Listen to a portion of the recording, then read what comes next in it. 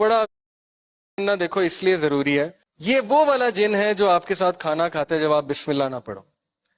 یہ قرین ہے bath room میں جب آپ اللہ میں اعوذ بک من الخبث والخبائث لیفٹ فیٹ. کیوں اللہ کے نبی صلی اللہ علیہ وسلم نے ایک چیز بتائی، پہلے لیفٹ فیٹ رکھنا ہے، پہلے کپڑے پہنتے بسم اللہ کہنا ہے، رائٹ پاؤں اندر گھسانا ہے، رائٹ بازو اندر دینا ہے. ہم ان کو بڑا سمجھتے ہیں مولویوں کی باتیں ہیں، حالانکہ رسول اکرم صلی اللہ علیہ وسلم نے اتنا بڑا احسان کر دیا انسانیت پہ باتیں بتا کے آپ سوچ بھی نہیں سکتے.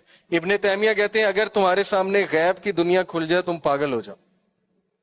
یہ بالکل اسی طرح اگر میں آپ کے سامنے مائکرو آرگنزمز کی دنیا کھول دوں، بیکٹیریا کی، وائرس کی، تو آپ لوگ چیئر پہ نہیں بیٹھیں گے، آپ لوگ پاگل ہو جائیں گے. تو سوچیں دنیا میں کتنا شر ہے، کتنا فتنہ ہے، اور ہمارے نبی کائنات پہ احسان کر گئے.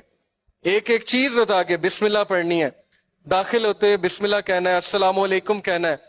جس کو ہم مذاق سمجھتے ہیں، آج کی یوتھ اللہ ان پہ رحم کرے السلام علیکم رحمۃ اللہ کا مذاق اڑاتے ہیں، جزاک اللہ کا مذاق اڑاتے ہیں، اوکے الحمدللہ کا مذاق اڑاتے ہیں. وہ سمجھتے ہیں سارے لطیفے ہیں اور مولویوں کی باتیں ہیں کہ تو اس کی خوراک میں میوزک بھی. ہی لوز میوزک، دس قارین لوز میوزک.